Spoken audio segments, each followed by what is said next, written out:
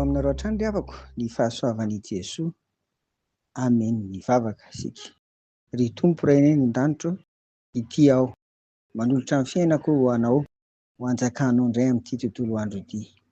Misaotra Tompo, amin'ny anaran'i Jesoa. Amen. Mahafaly tokoa ry havana raha mijery isan'andro ny fitiavan'Andriamanitra antsika. Ary porofon'izany izao fitarihany antsika izao mba andiny tena. Misaotra azy hoy aho satria izany no ahafahantsika misaintsaina sy mieritreritra hatrany ny fiarahantsika lalana, fiarahantsika miaina amin'i Jesoa ary indrindra hitondra ho amin'ny fiafarany ny fiainantsika rehefa ho avy indray Jesoa. Indray ary ny Tompo amintsika anio, andevakiana amin'ny anaran'i Jesoa. Mba hialanareo ny toetrareo taloha araka ny fitondran-tenanareo fahiny izay mihasimba araka ny filan'ny fitaka.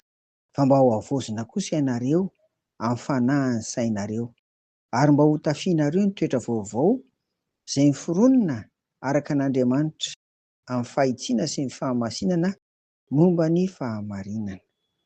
Amen.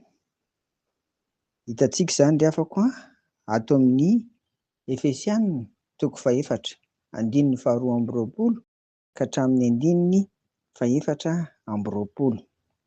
Reto misy dingana 4 izay ambaran'ny Tompo eto ahatonga antsika olom-baovao. Ary izay olom-baovao izay mihitsy moa nomena ho lohatenin'ity mofinaina zaraina amintsika anio ity. Reto ary ilay dingana 4 voalohany: mandiny tena mandrakariva ny amin'ny fiainana isan'andro amin'ny fiarahana amin'i Jesoa. Faharoa ny andininy 12: miala ny fiainana amin'ny maha olona taloha, izany hoe mandao tanteraka an'ireo fiainana tsy ahitana taratra fa Jesoa no velona ao anaty. Raha tsorina izany dia mbola misy amin'ny fiainan'izao tontolo izao no mbola hiainana isan'andro ihany koa. Mety 1, mety 2 irariana mba ho vitsy. Fahatelo ny andininy 17: mamela ny fanahy masina hiasa mba hanavao ka hampandeferina avokoa izay rehetra sitrapon'ny tena. Ny fanahy masina irery mantsy no manavao ny saina ka hatongavana olom-baovao. Faha-4 dia ny andininy 17: rehefa avy nandiny tena ka vonona hanapaka amin'ny fifandraisana ao amin'izao tontolo izao mitaona hanota, dia tafian'ny Tompo toetra vaovao na akoa hoe ho tonga olom-baovao.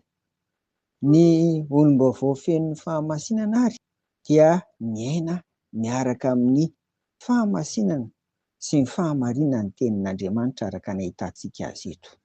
Ry havana, ny famonjena dia tsy hoe famelan-keloka ihany fa ny fiainam-baovao miaraka amin'i Jesoa koa rehefa nandao ny fiainan'izao tontolo izao, hita fa tsy mahasoa amin'ny lafiny ara-panahy. Ingania ry havana, ho tonga amin'ny fandinihan-tena mandrakariva ary isika ary ho tonga olom-baovao. Amen. Vavaka ary isika. Dia misaotra anao ary Tompony amin'ny fitiavanao anay ary indrindra tianao izay mba ho tonga olom-baovao aminao.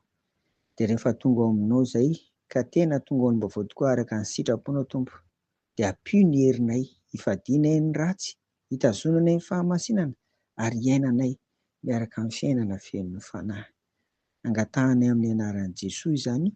Amen. Eo aminareo ny fiadanan'i Jesoa ry havako. Amen.